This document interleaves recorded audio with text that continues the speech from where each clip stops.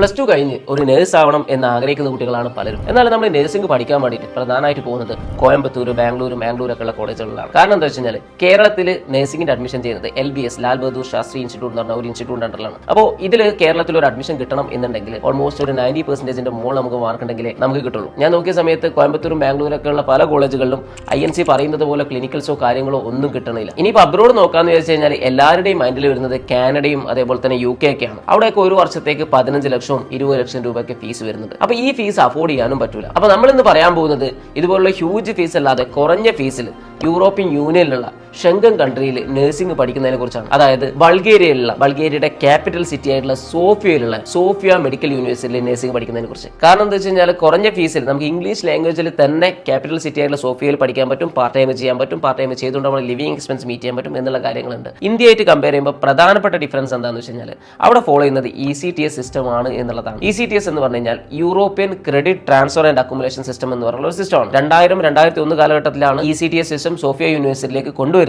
ഇപ്പോഴും അത് തന്നെയാണ് അവർ ഫോളോ ചെയ്യുന്നത്. ബൾഗേറിയയിൽ പഠിച്ച് ഇന്ത്യയിൽ തിരിച്ചു വന്ന് വർക്ക് ചെയ്യാന്ന് വിചാരിക്കാം. ബൾഗേറിയ എന്നല്ല, ലോകത്ത് എവിടെ പഠിച്ചിട്ട് ഇന്ത്യയിലേക്ക് തിരിച്ചു വരുന്ന സമയത്തും പ്രൊസീജിയർ സെയിം ആണ്. ഞാൻ INC കണക്ട് ചെയ്തിട്ടുണ്ടായിരുന്നു. അതായത് നമ്മൾ ഏത് രാജ്യത്താണോ പഠിക്കുന്നത് ആ രാജ്യത്ത് നമ്മൾ പഠിച്ച ഡിഗ്രിയും ഇന്ത്യയിൽ പഠിപ്പിക്കുന്ന BSc നഴ്സിംഗ്, അതായത് INC റിക്വയർമെന്റ് അനുസരിച്ചുള്ള BSc നഴ്സിംഗ് ഡിഗ്രിയും ഇക്വേറ്റ് ചെയ്ത് നോക്കും. അപ്പോൾ ആ ഡിഗ്രിയും ഇന്ത്യയുടെ ഡിഗ്രിയും കൂടി ഇക്വേറ്റ് ചെയ്ത് നോക്കും. അപ്പോൾ ഇന്ത്യയിൽ BSc നഴ്സിംഗിൽ പഠിപ്പിക്കുന്ന എല്ലാ കാര്യങ്ങളും അവിടെ നമ്മൾ പഠിച്ചിട്ടുണ്ടോ എന്നുള്ളത് നോക്കും. അതേപോലെ തന്നെ ഇന്ത്യയിൽ എത്ര മണിക്കൂറാണോ ക്ലിനിക്കൽസ് ഉള്ളത് അത്രയും മണിക്കൂർ തന്നെ നമ്മൾ ആ രാജ്യത്ത് ക്ലിനിക്കൽസ് കംപ്ലീറ്റ് ചെയ്തിട്ടുണ്ടോ എന്നുള്ളത് നോക്കും. ഇൻ കേസ് നമ്മൾ ക്ലിനിക്കൽസ് കുറവുണ്ട് എന്നുണ്ടെങ്കിൽ അത് നമ്മൾ ഇന്ത്യയിൽ കോമ്പൻസേറ്റ് ചെയ്താൽ മതിയാവും. ഈ ഒരു പ്രോസസ് പറയുന്നത് ശരിക്കും ഇക്വലൻസി എന്നാണ്, നഴ്സിംഗ് ഇക്വലൻസി എന്നാണ്. അപ്പോൾ സോഫിയയിലെ നഴ്സിംഗിന്റെ ഫീസ് എത്രയാണ്, കോഴ്സിന്റെ ഡീറ്റെയിൽസ് എങ്ങനെയാണ്, പാർട്ട് ടൈം എങ്ങനെയാണ്, ഇങ്ങനെ തുടങ്ങിയ എല്ലാ കാര്യങ്ങളും നമ്മൾ ഈ ഒരു വീഡിയോയിൽ പറയുന്നുണ്ട്. അപ്പോൾ ഈ ഒരു വീഡിയോ നിങ്ങൾ മുഴുവനായിട്ട് കാണാം.